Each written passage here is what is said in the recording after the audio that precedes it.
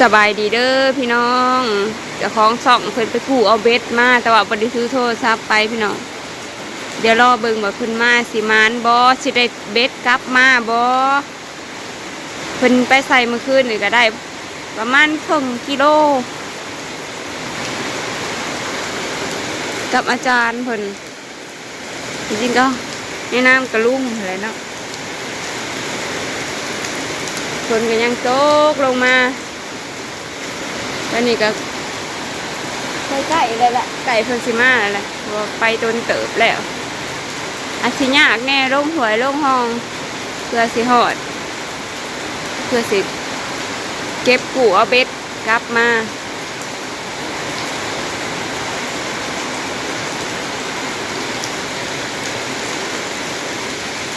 ลงมาอย่างนะ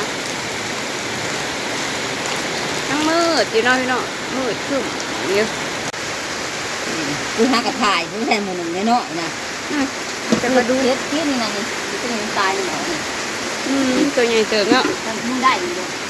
ทำมาได้ป้าน้ำทะเลถ่วมที่แล้วพี่น้องเอ้ยแต่แมนอยู่ในบริเวณที่ต่ำนะถ่วมแล้วแต่ว่าอยู่เขตที่เฮาอยู่แข้งสวรรค์เขตที่ว่าสูง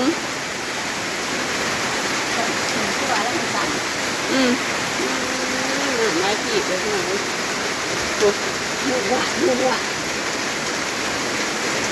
ตัวนี้ได้ตายอยู่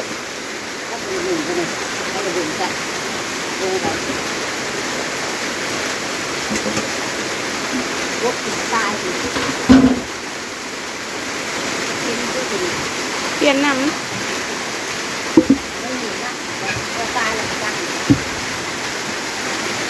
ปลา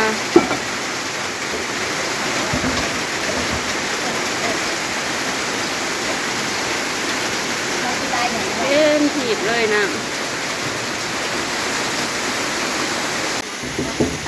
สบายดีนะพี่น้องสบายดีประชาชนทุกคนบอกกันพี่เก่าพี่น้องมาแต่ยามเบ็ด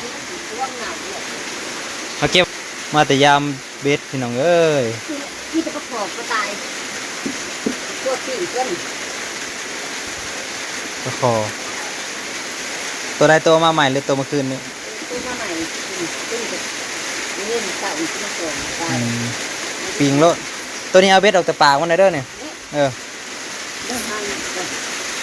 ได้มาอยู่ใช่เลยถอกลงแล้วปลาน่ะโลดต้องถือ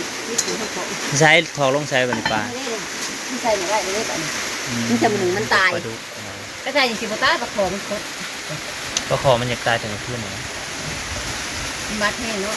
ที่ใส่กระทั่งไว้ว่ะปิ้งแล้วก็แดดกันนั้นเวลาหน่อยเอาล่างทั้งไงมาใส่ก็ใบไข่ทั้งหมดเลยของพี่ไอต้าเอาขึ้นนี่ได้ขึ้นเมื่อมาค้างมันไปเบิร์ดนี่จะปลุกใหญ่ๆโอ้ยนี่รูปอยู่เดือ2 ตัวโอ้ยมึงไงเดินเราเล่าและค้างเองไม่ติดไฟได้บ่าสิพอได้ขายพอได้ซื้อนั่นเราได้ซื้อขนมให้ลูกไปแบบไปเบิร์ดมึงไปหาจนเหนื่อยจนเงา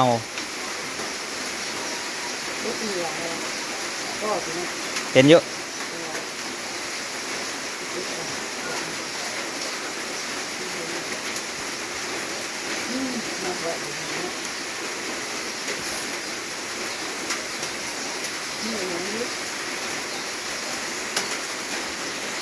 เห็นอยู่ฝนกับตกลินลินหน่อยตกลินลิน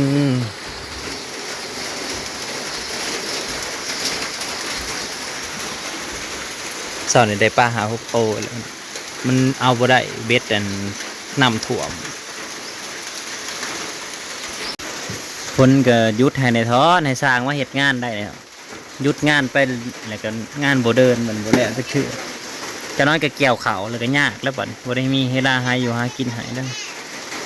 สร้างก็จะเกี่ยวเขาสร้าง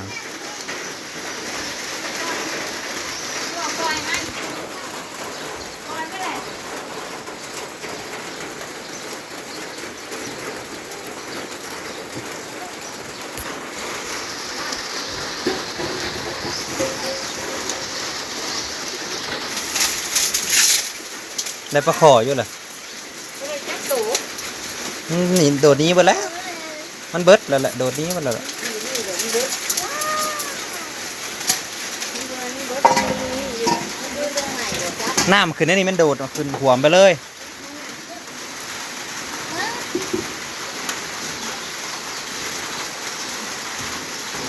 ปลากับพอได้กินนะเว้ยฮะเบ็ดบ่มีติอ้าว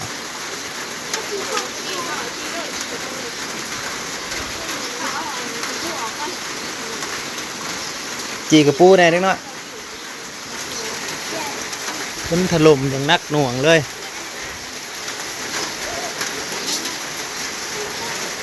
ไปอยู่ผ่านเวียดนามมาแล้วมาเขาลาวแล้ว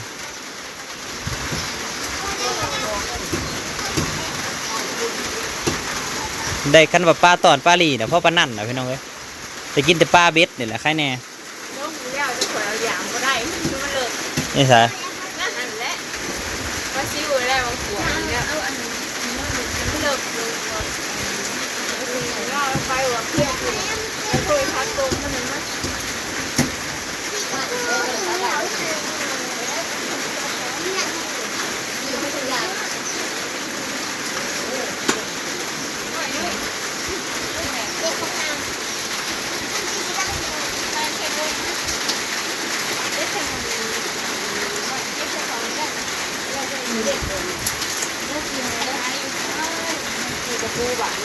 กระปูมีแต่กระปู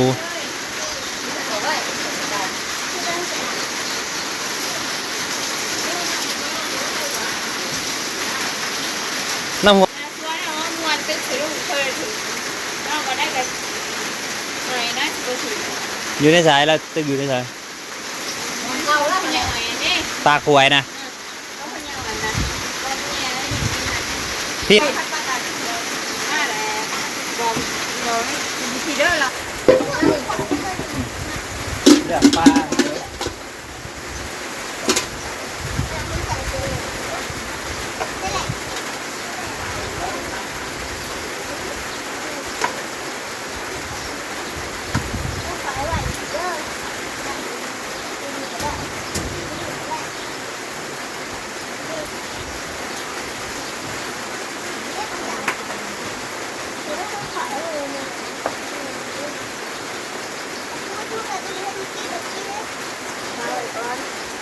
เอาอันเป็นเย็นเลย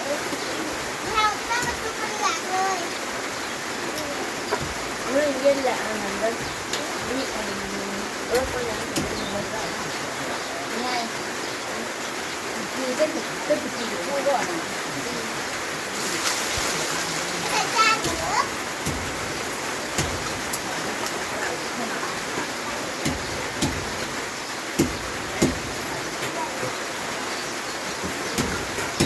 แซ่บแน่นอนชัดๆ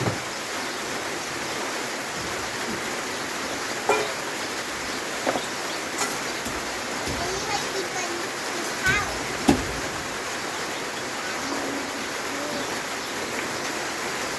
Bạn của mình sẽ lấy một cái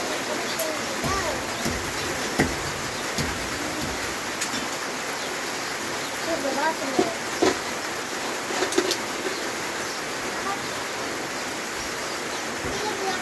Cái không phải này. Đấy, có người đi được. Ôi, như thế nó còn này nữa. Các bạn.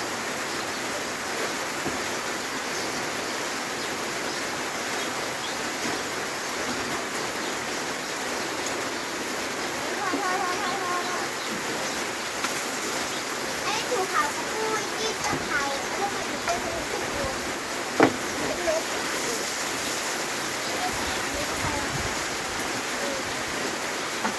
Các con hôn thầy, có chàng là cái gì nữa của sao?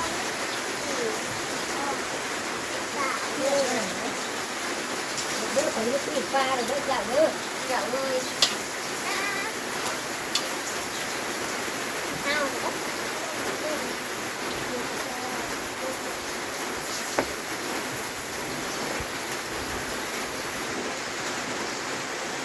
Hãy subscribe cho kênh Ghiền Mì Gõ để không bỏ lỡ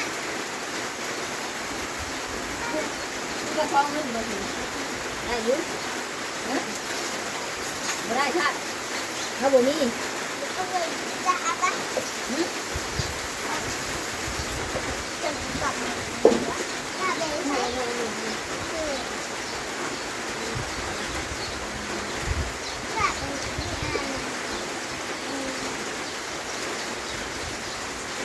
นี่เท่าไหร่กันนะ500แม่ก็อยู่เลยแม่ก็มาถึงเขาไปทำอะไร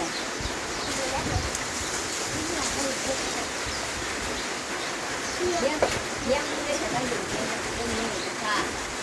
นี่เป็นยังไงแล้วก็ว่านี่แหละกันนะไข่เลยไข่นี่เราก็เชี่ยวไก่ดูเลยเชี่ยวไข่เชี่ยวแล้วแท้ไข่นะไข่ไปไหนคือก็ถามก่อนว่างขลาดจะไปกู้ดูไปเลยขึ้นขี่ผ่านทุกคนบนรถ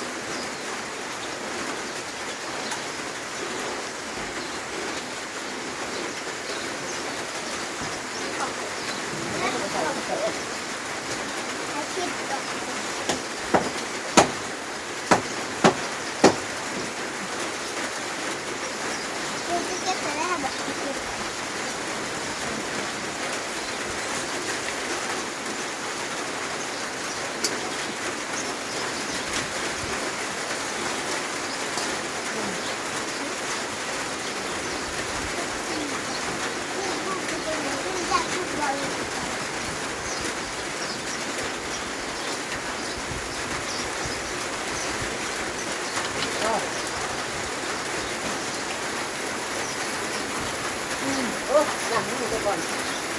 ได้เลยดูด้วยฟันเด้อ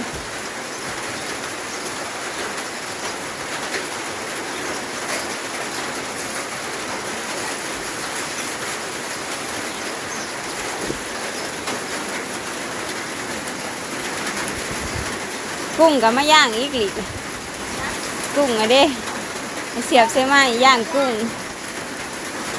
อยากกินอันย่างกุ้งได้เนาะ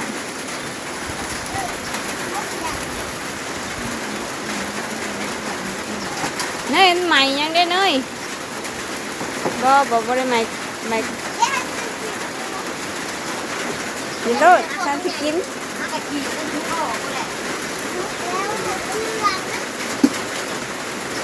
ใหม่บ่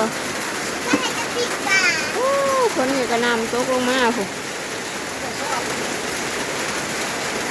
บ่ยุดบ่ย้อนบ่ลุงเลยตกกระนำมาอย่างนักเลย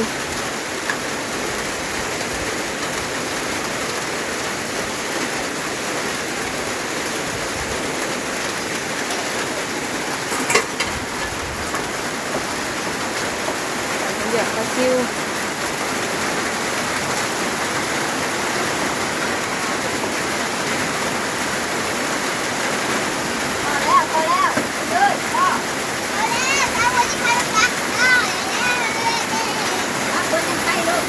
ไปคอยทิ้งไข่บ่เงยกระดองนักชาน้องดีเลยลูกสาวหลาเบิด